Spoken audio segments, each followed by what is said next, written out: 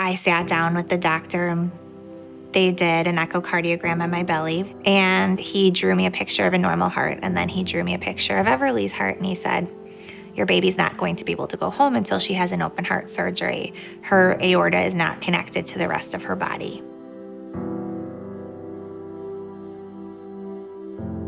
So as soon as Everly was born, they handed her to me for about 5 seconds, and then they swooped her away, and we didn't get to see her for hours afterwards. They needed to get some medication started right away through an IV, and that was going to keep a valve open for her. I remember the very first open heart surgery when they wheeled her out, and it was, she's 3 days old, and I actually got yelled at by Lauren and some of the doctors because I wanted to give her a kiss on the forehead because I didn't know if that was going to be the only time I was going to be able to do that. I was so worried about what our life was going to be like and what her life was going to be like and what the quality of her life would be after the open heart surgery that switching IV spots seemed so small to me. I really didn't give it another thought. There were so many lines. I could not keep track of what was everywhere. And they pulled it out and they stuck a Band-Aid on it. And then a couple days later, all of a sudden, there was this bright yellow wound. And it just kind of got worse from there. It was painful for her.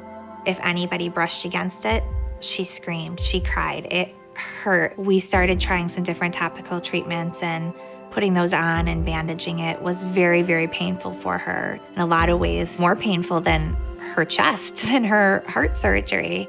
I really had to watch her foot, which just felt like one more thing I had to pay attention to, one more thing I had to be careful of. That's a lot of responsibility on a mom 60 miles from the hospital to see what her foot looks like, what her heart is doing when you have no medical background.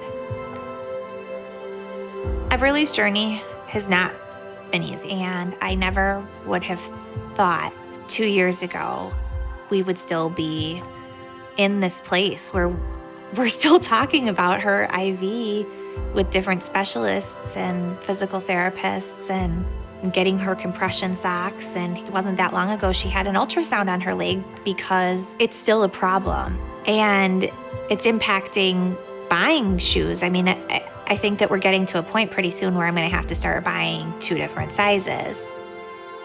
The doctors and nurses, and there's a big team, but they are brilliant because they don't just look at her heart. They look at her as a whole.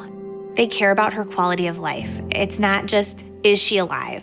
They care about the parents, they care about the siblings, and they care about Everly's whole body.